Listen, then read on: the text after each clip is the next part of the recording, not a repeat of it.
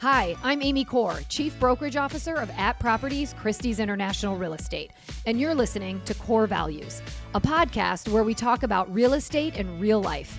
As someone who's worn many hats, agent, managing broker, coach, executive, and mom, I know the hustle is real. So I'm sitting down with industry leaders and entrepreneurs to uncover the stories, strategies, and values that fuel real success.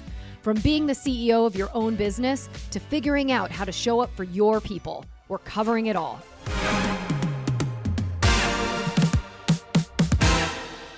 Today, I'm joined by someone who has spent his career digging into housing data and helping people make sense of it.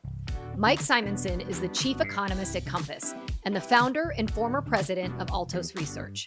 He has a knack for spotting market trends before they make headlines. In this episode, we cover what the data is telling us right now, where the market is headed next year, and what indicators to focus on amid all the noise in the media.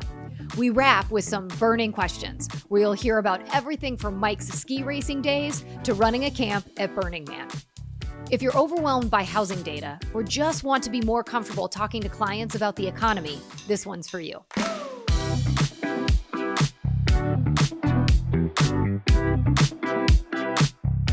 Mike, thank you so much for joining me on Corr Values, and I loved having you come and talk to all of our city agents at our summit this week. I really appreciated it. Great to be here. Yeah. So we're excited. So if many of you do or don't know, but Mike is obviously Chief Economist for Compass, but I love the idea of talking to somebody about data and numbers when it comes to real estate. So, but let's back up a little bit first. I want to learn about kind of how you got here. And what sparked your curiosity of real estate, learning about data? My understanding is that it started during the .com boom, and it had something to do with maybe you actually being someone who was trying to buy or sell a house. Maybe that's where it started with. Yeah, that's absolutely right. So I've always done data software, and I was in Silicon Valley doing data software networking stuff, and I bought a house, a little old piece of shit Silicon Valley house with $1 million mortgage, and I'm 30 years old. Yeah. And it was the tail end of the .com bubble. And I knew it. Everybody knew it was that. And, two bubbles ago, I like to say, in Silicon Valley. And it's, it was at that moment that there was suddenly, information about what homes were for sale was available online. And for the first time. Before that, you had to the agent had the dot matrix printout of what was available. And we had all the information, all of it. right? And now it's on. And so I simply started tracking. And so this was now 2001 to 2002. And I started tracking all the homes for sale and what their prices were. And I started building a model for my own use at that time. The median home price in this part of Silicon Valley, and I did the old real estate adage, buy the cheapest house in the expensive neighborhood. And I'd done that. But the median price in that neighborhood fell by a third. Wow. In a couple of years. And, as the .com bubble evaporated. But what I'd realized was that all of the high-priced homes that were like stock option homes, those all came down because those all went away. But the lowest price house didn't go anywhere. My house was still 3 years later the cheapest house that had sold. And I knew that, and nobody else could articulate it. Certainly none of the data providers. A really skilled real estate agent in the space would have been able to articulate it, but nobody could talk about it. And I would see things like, the newspaper would do the real estate section once a quarter and be like, these zip codes are red and these are green and these are up or down. And mine was a 0. There were no transactions in the period it was looking at.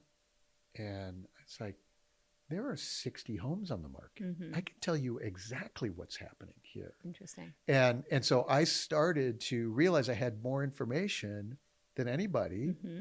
And so I was doing it, and I at some point decided that we have that insight that I should go commercialize it and build it as a company and roll it out for the whole country and see what we could do. And that was really the start there. It was really a personal need to understand what was happening to my giant mortgage when I was 30 years old. Yeah. And it's amazing, because I think, data is such an important part of our business, especially when we're talking with clients. And, it's interesting because when I first got into real estate, I got my license in 2002. And I remember it was kind of right at that shift, though, where we really still held a lot of the information and the insight. And in some ways, maybe not even intentionally, could kind of control a little bit of the market conditions, right? But then insert someone like yourself where you're suddenly making this data available. It changes what the consumer is able to know and look at and kind of start educating themselves.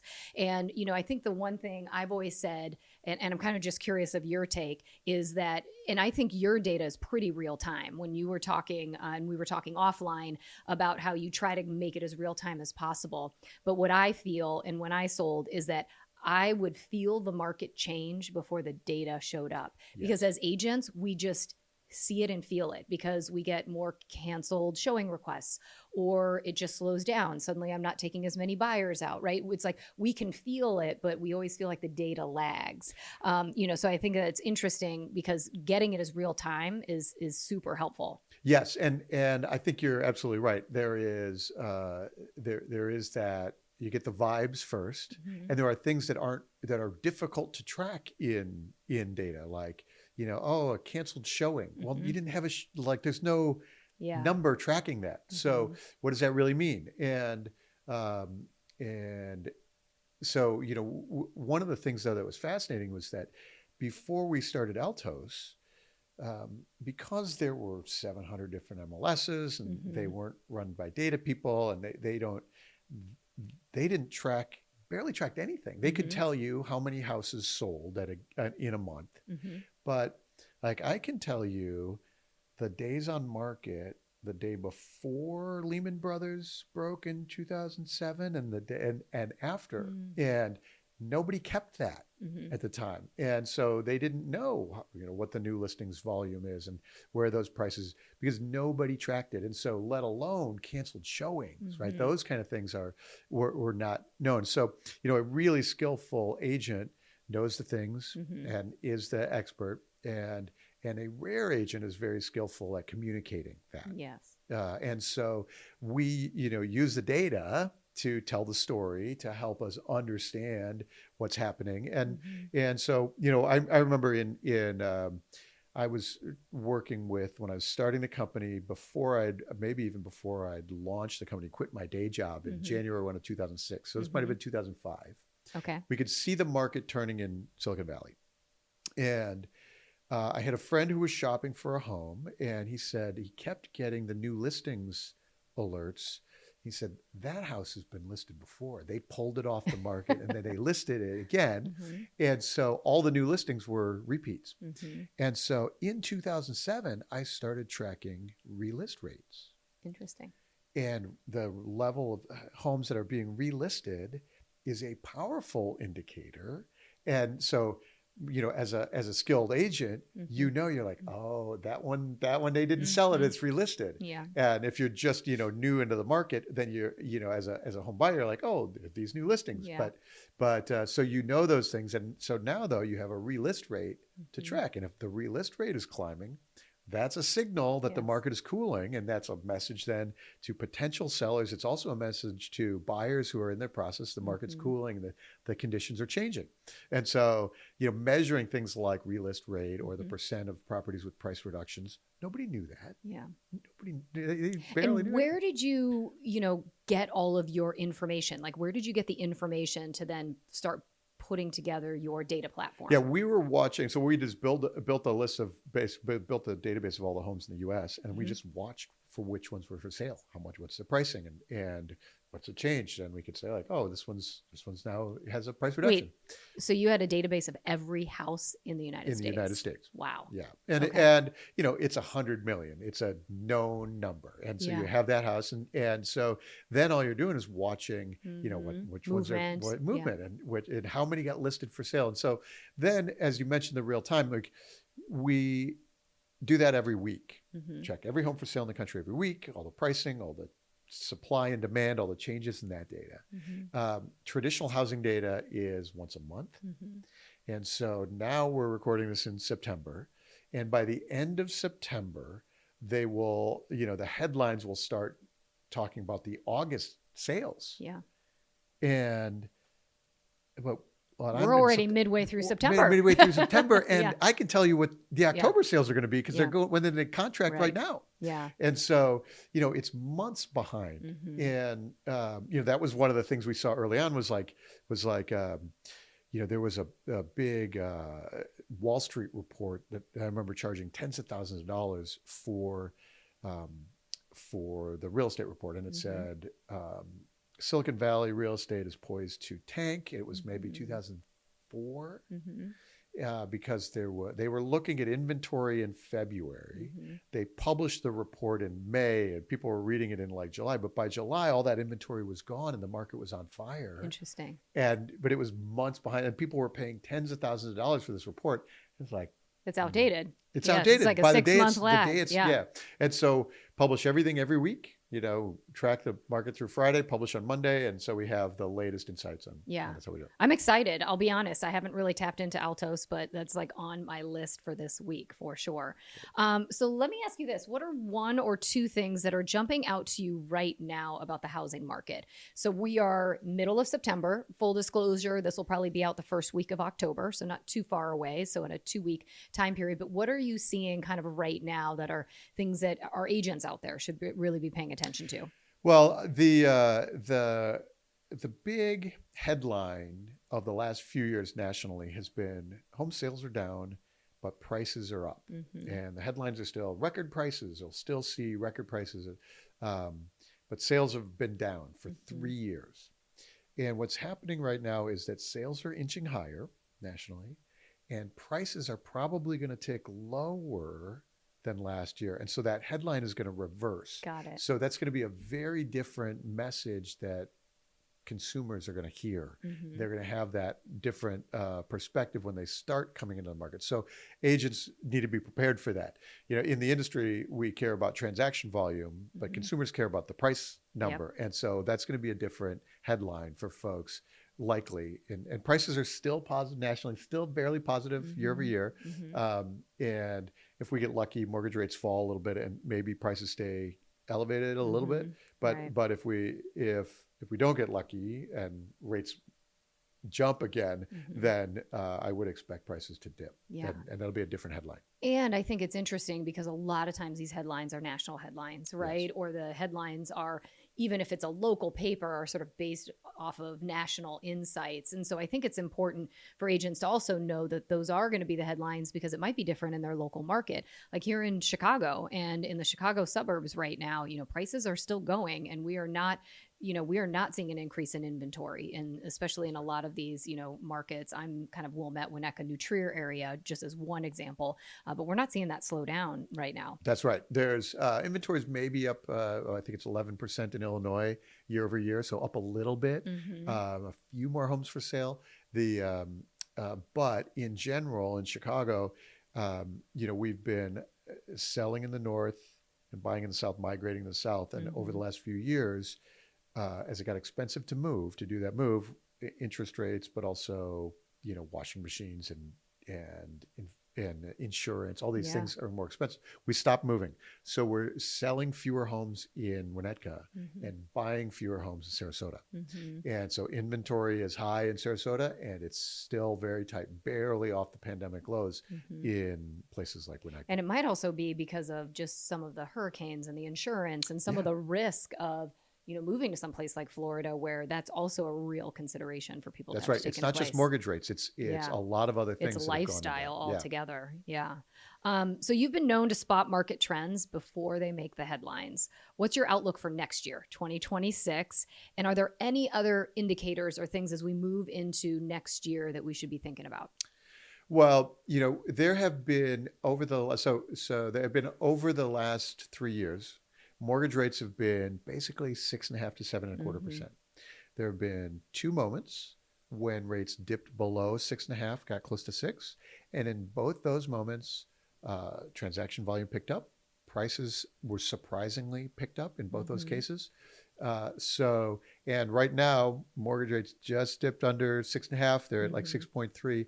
If they get, if this is a third moment where we get rates back down, we should see greater transaction volumes, but we'll also see tighter inventory. And probably price appreciation. In a falling interest rate environment, demand moves faster than supply. So that's what I would expect us to see if we get lucky and mortgage rates decline in the next. Because buyers are really going to be ready to jump, but sellers, even considering getting kind of into the market, might take a little bit longer. But they take longer. So you can imagine a seller who needs to see a few months of buyer, like, oh, there are people buying houses. Now they start thinking about listing their house for sale. They'll go, okay, let's list, in the spring. But buyers maybe, have been on the sidelines and they say, okay, my payments are a couple $100 cheaper and it's time to take action. Yeah. So, I feel like for a lot of sellers too, it's like they've kind of just been waiting for rates. Well, we don't have to, we don't have to do anything. Yeah. And that's really tough because I think there is a large percentage of baby boomers, right, that are really in a spot where they would move but they don't have to, right? And I think we've got a lot of the millennial pent-up demand of they want those houses that boomers are not ready to let go of. Next year, what do you think, what is the move me rate? Do you think there is a number? Is it under 6%? Will we even possibly get there next year? But is there something where you think at some point someone will say, you know what, sitting on this rate for a long time is great, but it's time to move on with life. And now these rates look good enough that we might do something. Well, I think that like I said, there's been these two moments when we got close to 6% and we saw the needle move on demand. It wasn't, a ton, but it was notable. So 6.5 is not enough, but 6 was. And then if there's a 5 in front of that number, I think we'd see a notably different housing market. On the other hand, how do we get to rates falling like that? That means that the economy is slowing, jobs, unemployment is increasing. And if those are happening, then you'll have that counterbalance a little bit on that. And so there are two sides to that coin. Yeah. And it's like, will that be good for us? It's like sometimes the careful what you wish for, because even though if we got rates low enough where we saw some of that, maybe it helps with some inventory. But, what you're suggesting is there's going to be other economic indicators that make it not so great or more, might be problematic. Yeah. And in fact, you mentioned the baby boomers who are essentially hoarding homes because they have ultra cheap rates. And so the way we get out of that, the lock-in where people are is actually multiple years at higher rates.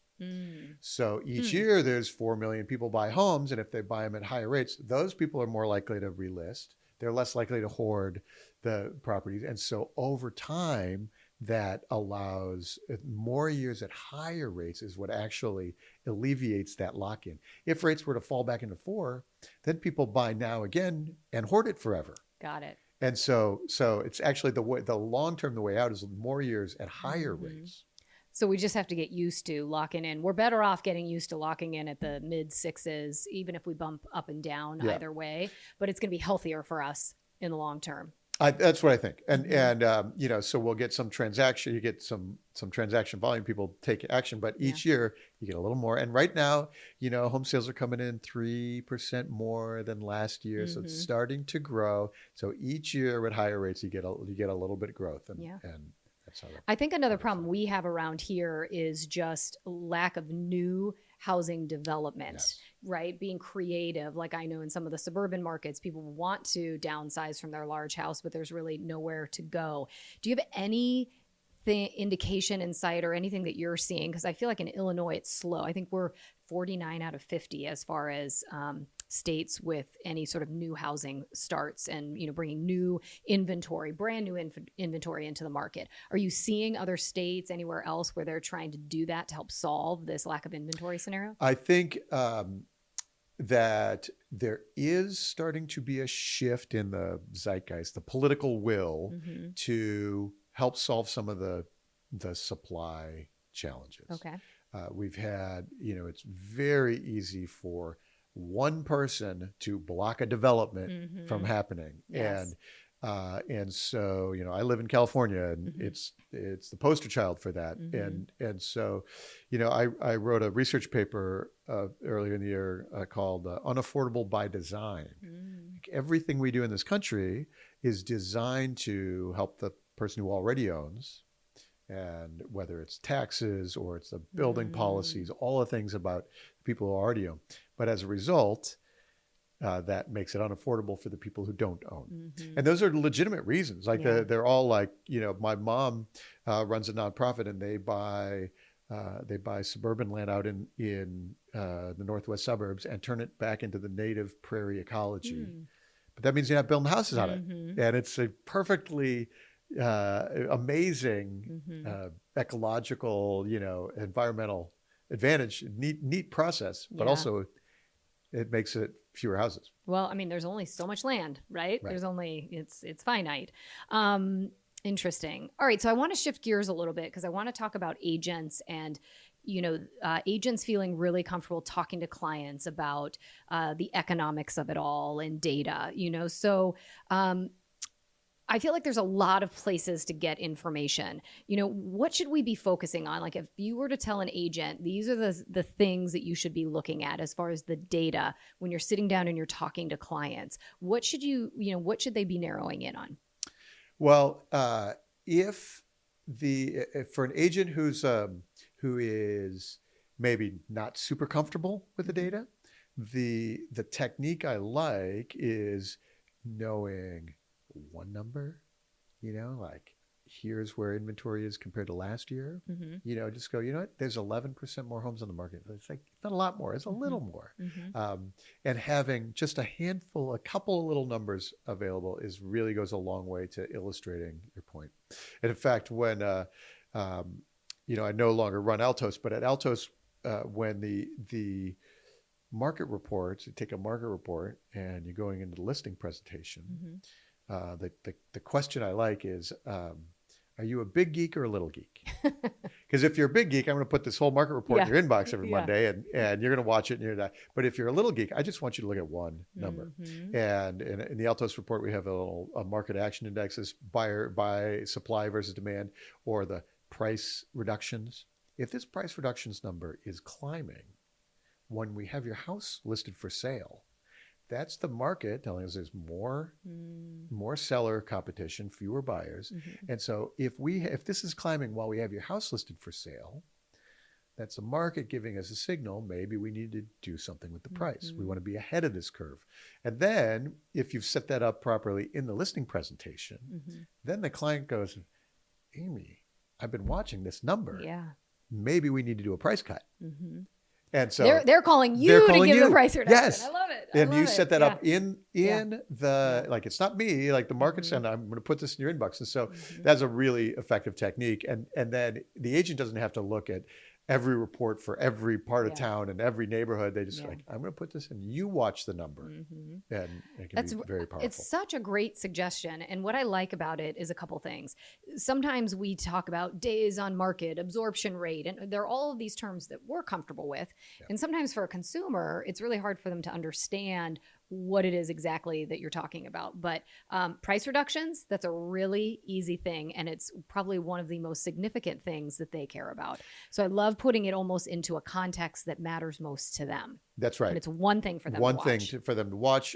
With price reductions, is tricky. Like there's always some. In every market, there's price reductions. And so maybe a third of homes take a price cut before they sell. And so if the market's hot, maybe it's 30% or 25, only 25 needed to take a price cut. On the other hand, if the market's cooling, Now 40% take a price cut. And so you can really gauge at a glance what's happening in a market by watching things like price cuts. And a hyper-local market, right? Yes. Because I think sometimes, we give too much data and sometimes it's too broad, but I think you can do it by a particular, neighborhood or submarket and just be able to say, here's these 10 properties that are on. Yeah. Let's pay attention to what's happening to them. And it allows them to kind of concentrate also on the right information, right? Because I think if you leave clients to their own devices, they're listening to the headlines. They're trying to figure out their own data on Zillow. So this is almost you as an agent being able to anchor them to a report and a number and giving them homework of let's monitor this every week and see how it goes. Yeah. And I think we could talk about this for a long time about agents and what's compelling in the data. There is often a fear if the market isn't hot to share the data. There's a fear. If the chart's not going up and to the right, I don't want to talk about it. But the fact is, the power comes in when you can say, like, the chart's not going up and to the right. Yeah. Then they go, oh, like you're honest with me, Amy. Like, and now let's talk about the strategy. And that can be very powerful. Yeah. Because the best thing you can do is help a client get out in front of what's going to be happening. So I love that. I think data is power. I think, you just already gave us a couple of nuggets I like. Are you a big geek? Are you a little geek? I think that's great. So everyone use that because I like it. But even just that very simple and efficient data point is going to make it a lot easier, I think, for our agents to get comfortable talking as these markets shift. So I want to talk about shifting markets. I want to talk about Chicago because we are right now outperforming most of the country. Based on what you're seeing in other markets, do you see us softening over the next, 12 to 18 months? What's your thought on Chicagoland? So Chicago is outperforming price wise because inventory's been super tight as we're selling fewer homes. But if I'm a young family in Chicago and I used to buy the guy who moved to Sarasota, but he didn't move. Yeah. And so I still need to buy a house. So it's been tighter. And so then in the next year, mortgage rates are coming down because things like unemployment's rising. And so a risk in the Chicago area is that unemployment rises faster than the rest of the country. And so that could be, you might see that soften the market. And in California's unemployment rate is higher still. And we saw inventory climb this year for the first time. Okay. And so I think that's something to keep an eye on for the Chicago area that might slow the price momentum a little bit. So then you have slightly less demand. You have slightly more sellers in that environment. People lose their job or they're more worried about jobs and things like that then create a little more inventory. Yeah. So that could be something for us to look at. But, in my opinion, I feel like we're going to kind of be steady for a while. I think we're going to see in Chicagoland what we've been seeing over the last, couple of years. Yeah. So it's a slow climb out of the tight inventory, multiple years at higher rates. And so even at 6, that still helps bring people, reset those. So in general, like a little more inventory next year, a little more transactions, and because there's the price pressures across the country, I don't see strong price appreciation, like not a huge big up year, but a little bit of up year, because inventory is still pretty tight in Chicago. Yeah. So Altos Research, a great resource. I'm going to actually add a link to it, and the way that an agent can actually become a member to use that, I think will be really just an incredible way for them to stay real time with what's happening. All right. We are going to shift gears a little bit though, Mike. Are you ready for this? All right. All right. That was all business. Now this is all getting to know Mike and what he likes to do when he isn't crunching numbers and doing all things real estate data. This is our burning question for Mike. You ready for this? All right. The word burning is intentional, and that is because you were just at Burning Man a couple weeks ago? Yes. All right. And I've never been. I've had friends that have gone and said it is a life-changing experience. So not only were you there, but my understanding is you run a camp at Burning Man. So for those of us who have never been, tell me, what does this entail? Not just being there, but running a camp. So you're camping in the desert for a week, and you maybe have RVs or tents and things, and being in a camp means you have some infrastructure. We have like 150 people that come in from 15 countries or so around the world, and we have like kitchen infrastructure, big shade structure, and giant we have giant speakers and sound systems and things. So you host parties and everybody at Burning Man, like it's participation. There's no like the only events are what the attendees host. Okay. And so the camp hosts parties and hosts talks and hosts events and things. And so every camp around there, and that's what hosting a camp is about. Okay, so you're like a party planner at Burning Man. Kind of a party planner. Okay, can I be on the list for next year? Sure. I mean, is Burning Man an easy thing? Can I just show up or do I have to like have some practice camping? Do I have to? Will I be roughing it? Because we have a camp, you don't have to have practice camping. Okay. But it is not an easy thing. Okay. It's in the middle of the desert, and it's like it takes some effort, but yes, you absolutely can. Okay. All right. Well, put me on the list. I might be a maybe for next year. All right. The other thing, you are originally from Chicago. Let me ask you this. What do you miss most about living here? I was downtown this morning. It's gorgeous weather. I'm an architecture geek, and Chicago is just so gorgeous and looks so pretty, and like so. I love being downtown and driving in last night from the airport. And, I love the feel of the city and the look of the city. It's terrific. Well, I mean, you can't beat this time of year, though, in Chicago. I'll ask you that when you're back in February. That's right. It's not like this every day. Yeah, right. Have you forgotten where you live now is a little bit closer to this every day? All right. Well, you now are living actually where I grew up. I grew up in the San Francisco Bay Area, South San Francisco, to be exact. What's one thing that you've grown to love living out there, and you can't say it's the weather? I have built a really neat community of people, and the thinkers and creators and doers, and I really love the people in San Francisco and the people I get to hang out with every day. I have some really cool friends doing neat stuff, and through a bunch of channels, partly being an entrepreneur and being an entrepreneurs organization, and partly in places like Burning Man, and you meet like really creative, fascinating folks. So I love the community of people that I built in San Francisco. And it's really a collaboration of people from so many different walks of the world. Like that, I know, because I lived in San Francisco before I moved to Chicago. And that was one of the biggest things, is so many people that traveled to move and live and be in San Francisco and the Bay Area, which is different than here. I find that people all come back here because they've been third and fourth generation Chicagoans. So it's a little bit of a different vibe. That's right. There are people from all over the world that came to Silicon Valley for that reason,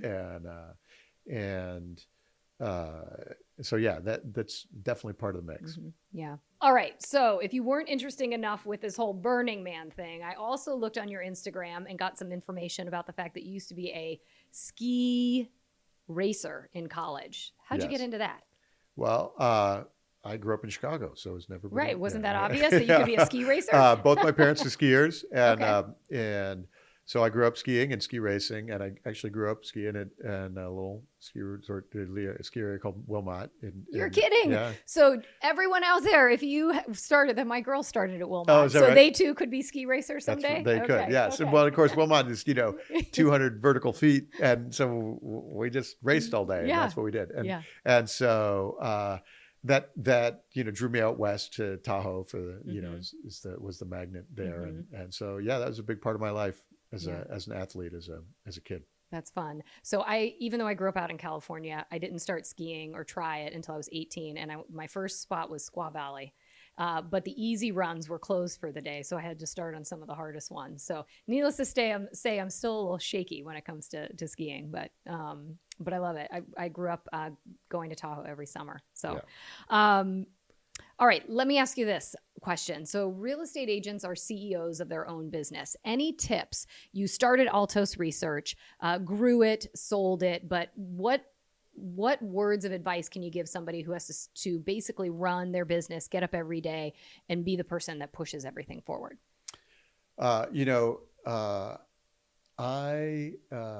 It's kind of interesting with the love in the background here. I went through all the cycles, ups and down cycles as an entrepreneur, and there was a period where I had to relearn how to love my business and love my customers, and like be very intentional about that every day. We can get in a mode where it's like, oh, these people are wrong, and you complain and it can spiral down. And I went through, big, hard personal challenges and managed to figure out how to re-love the business, re-love the customers, the employees, all of the things. Wow. And so that intentionally focusing on love was really useful for the growth of the company. Gosh, that's so great, because as real estate agents, it can be a grind. There are those times where we have to find how are we going to love our clients and love what we do again, right? And I like that you just call that out, and it's so honest, because there are times when it's great and you love what you're doing, and other times it's like you're pushing yourself to get up and, do what you need to and just kind of press forward. So I think that that's really, really powerful advice. And I love that you integrate the love, because it's the truth.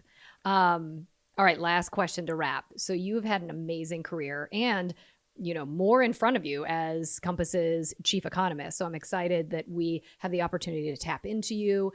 This is our first opportunity meeting, but I'm hoping that we are going to be able to do great things in the future together. And if I look at your Instagram, which everyone, you should check it out, because there's a lot more fun than business on that feed. You obviously have a really great time. You don't take yourself too seriously, which I appreciate. What's your secret to doing it all and having it all? I have in the last, 15 years or so, have spent, as I built the community, I think, especially in the community in San Francisco, that is an inspiring group of people. And there are people around me who I am just like, I feel like I don't do anything fun. That people who really do amazing things all the time.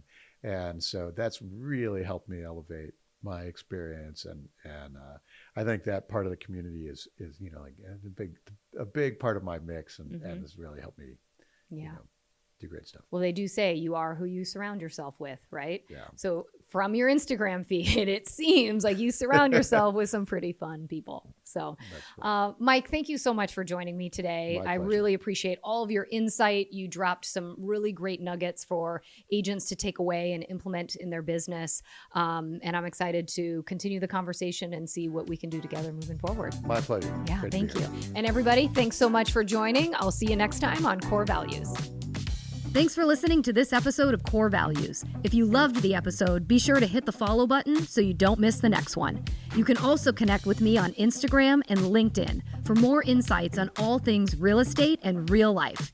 And always, as a friendly reminder, you got this.